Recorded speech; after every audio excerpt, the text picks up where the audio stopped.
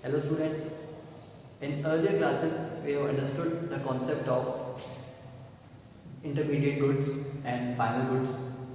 In today's class we will draw distinction between these two goods.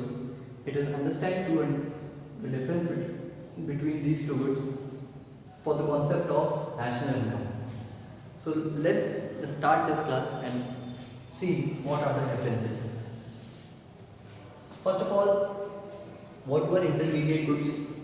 Those goods which have not crossed the boundary line of production and which are not ready for use by their final users were known as intermediate goods. जिन्होंने अभी boundary line of production cross नहीं की है, अभी ready to use नहीं है अपने final users के थ्रू, वो इंटरमीडिएट गुड्स कहलाए जा रहे थे. ठीक है. But goods which have cross the boundary line of production यानी कि वो रेडी टू यूज है by their final users were known as final goods. तो इसमें क्या था? नॉट क्रॉस्ड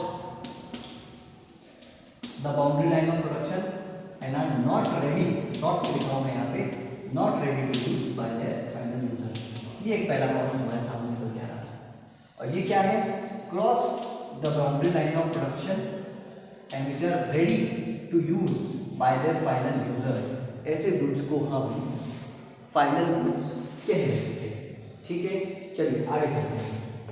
एक आ रहा था इंटरमीडिएट गुड्स के अंदर हमारे स्टॉक भी आ रहे थे जिनको हम क्या कहते हैं एज इट इज बेच भी रहे थे कि खरीदा, इसमें अपना प्रॉफिट ऐड किया और फिर इसे बेच दिया, या फिर हम बना भी रहे थे कि रॉ मटेरियल्स खरीदे, हमने उसको प्रोसेस किया और एक फिनिश गुड्स में बना के बेच दिया. दोनों ही चीजें हम इंटरमीडिएट में कर रहे थे. ठीक है. So these goods may be sold, are sold for profit. ठीक है. इनको प्रॉफिट के लिए बेच दिया जाता है, लेकिन इन फाइनल गुड्स को प्रॉफिट के लिए बेचा नहीं जाता है. इनको इसलिए नहीं खरीदा है कि हम प्रॉफिट के लिए इनको बेचें. Are not sold for profit. दूसरा इनका डिफरेंस है, are not sold for profit. ठीक है. उनको बेच दिया जा सकता है, इनको हो सकता है बेचा ना, सॉरी इनको बेचा ना जाए, बिल्कुल ना जाए, हो सकता है कि इनको बेचा ही नहीं जाएगा. दीज आर नॉट सोल्ड, इनको बेचा जा सकता है. चलिए तीसरा चलते हैं. ठीक है. अब एक है कि इंटरमीडिएट गुड्स के अंदर हम क्या देख रहे थे, एक हम क्या देख रहे थे, these goods may be used as a raw material. ठीक है. इनको हम as a raw material use कर रहे थे हमारी प्रोडक्शन प्रोसेस के अंदर. As a raw material use कर रहे थे, इनको प्रोसेस कर रहे थे और फिर बेच रहे थे. ऐसा हम कर सकते हैं. But these goods are not used as raw material. इनको रॉ मटेरियल जैसे यूज नहीं करते हैं. ठीक है. They are not used as a raw material. इनको यूज कर सकते हैं for the production of other goods.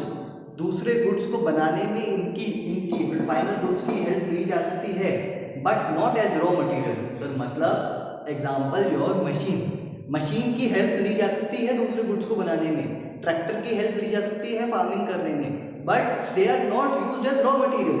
वो रॉ मटेरियल जैसे यूज नहीं किए जा रहे, मशीन जैसे यूज किए जा रहे हैं. ठीक है. फिक्स्ड एसेट जैसे यूज किए जा रहे हैं.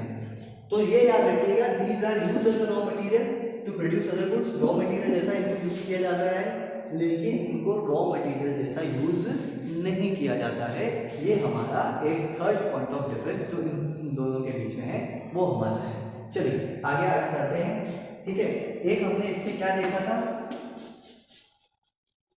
Value is to be added. अभी इनमें वैल्यू ऐड होना बाकी है. ठीक है. हमने सारा रॉ मटेरियल खरीदा, उसको प्रोसेस किया और फिर बेचा, तो उसमें वैल्यू ऐड होगी. ये वुड हमने खरीदा था, उसकी वैल्यू इतनी नहीं थी, जब हमने उससे फर्नीचर बना दिया तो उसकी वैल्यू बढ़ गई, मतलब वैल्यू ऐड हो गई. ठीक है. हमने स्वीट शॉप खोली थी. ठीक है. अगर आपको ध्यान हो, हमने रॉ मटेरियल खरीदे स्वीट शॉप के. ठीक है. मिठाई के सारे रॉ मटेरियल खरीदे, उसको प्रोसेस किया, फिर हमने उसे एज ए मिठाई बेचा, उसकी वैल्यू बढ़ गई. ठीक है. एक और हमने देखा कि अगर आपने कुछ मान लीजिए बनाया है, एज इट इज खरीदा कि शर्ट हमने खरीदी और शर्ट्स ही हमने बेच दी, लेकिन हमने क्या किया था, 900 की शर्ट खरीदी, 100 रुपीज़ अपने प्रॉफिट का ऐड किया, 1000 में बेची. तो जो 100 जो आपने ऐड किया है, दिस इज वैल्यू एडेड. अपना प्रॉफिट जो ऐड किया है, दिस इज वैल्यू एडेड.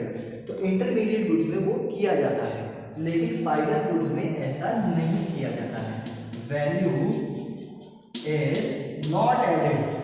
ठीक है, क्योंकि ये तो फाइनल है, ये तो फाइनल गुड्स है, ये तो सब बन के तैयार है, रेडी टू यूज है। तो अब इनमें क्या वैल्यू ऐड होगी? अब इनमें कुछ भी वैल्यू ऐड नहीं होगी। ठीक है, अब इनमें कुछ भी वैल्यू ऐड नहीं होगी, फाइनल गुड्स। चलिए इन पे इंटरमीडिएट गुड्स पे किए गए खर्चे को, इंटरमीडिएट गुड्स में किए गए खर्चे को आप बोल रहे थे इंटरमीडिएट कंजम्पशन एक्सपेंडिचर या इंटरमीडिएट कॉस्ट। ठीक है, तो expenditure on these goods was known as intermediate, यानी देता हूं इंटरमीडिएट कॉस्ट। इनके किए गए खर्चे को क्या बोलते थे? Intermediate cost. और इन पे किए गए खर्चे को बोला जा रहा है फाइनल एक्सपेंडिचर। ठीक है, इन पे किए गए खर्चे को बोला जा रहा है फाइनल एक्सपेंडिचर। इन पे किए गए खर्चे को बोला जाएगा इंटरमीडिएट कॉस्ट और इन पे किए गए खर्चे को बोला जाएगा फाइनल एक्सपेंडिचर। क्या है ये फाइनल एक्सपेंडिचर? अभी और बताऊंगा, अभी डिटेल में करूंगा। ठीक है, नेक्स्ट है हमारा कि इनको नेशनल इनकम में not included in the estimation of national income. इनको नेशनल इनकम में इंक्लूड नहीं किया जाएगा। ठीक है, वेयरएज इनको नेशनल इनकम में इंक्लूड किया जाएगा, इंक्लूडेड इन नेशनल इनकम। कैसे नेशनल इनकम में इंक्लूड करना है, कैसे नहीं करना है, वो जब हम नेशनल इनकम की कैलकुलेशन करना सीखेंगे तब आपको याद आएगा, अरे हाँ सर इंटरमीडिएट को नहीं कर रहे, ओनली फाइनल को कर रहे हैं। ठीक है, तो वो याद रखिएगा, these are not included in the estimation of national income but these are included in the estimation of national income. चलिए अब एक जो चीज रह गई है सर, ये फाइनल एक्सपेंडिचर। ठीक है, ये फाइनल एक्सपेंडिचर क्या है? अगर आपको याद हो तो हमने फाइनल गुड्स दो तरीके के किए थे, two types of final goods थे। एक हमारे फाइनल कंज्यूमर गुड्स थे जो हम कंज्यूम कर रहे थे for the satisfaction of our wants, हमारी वांट को सेटिस्फाई करने के लिए, और एक थे हमारे फाइनल प्रोड्यूसर गुड्स। ठीक है, जिन्हें हम खरीद रहे थे, जिन्हें हम ले रहे थे for the production of other goods. इसके अंदर हमारी शर्ट, मिल्क, ब्रेड जो भी था वो आ रहा था, इसके अंदर हमारी मशीन, ट्रैक्टर एक्सेट्रा ये सब आ रहे थे। तो ये final consumer goods, final goods के दो टाइप का, फाइनल कंज्यूमर, फाइनल प्रोड्यूसर। जो ये फाइनल कंज्यूमर गुड्स है जो हमने खरीदे हमारी सेटिस्फेक्शन के लिए, ठीक है, इन पे किए गए खर्च को, expenditure on final consumer goods is known as consumption expenditure.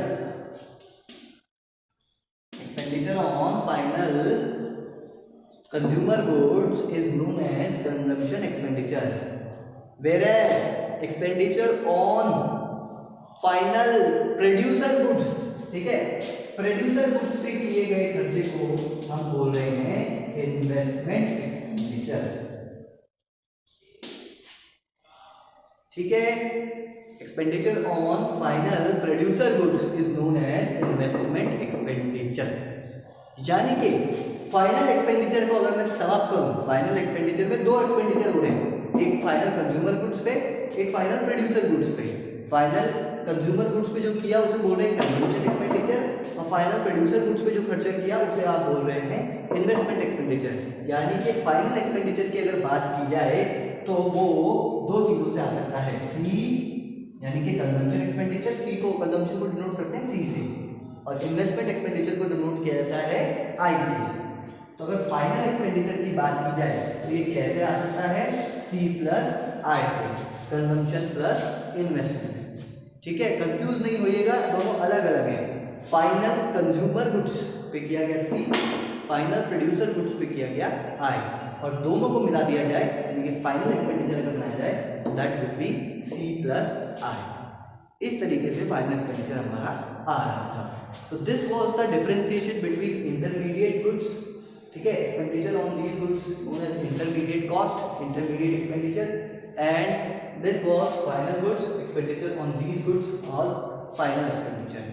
तो इन दोनों के बीच में डिफरेंस बहुत जरूरी है, सी प्लस आई को समझना बहुत जरूरी है। ये आपके आगे काम आएगा, ये आगे हम डिस्कस करेंगे, इसी पे अपना कॉन्सेप्ट बिल्ड करेंगे।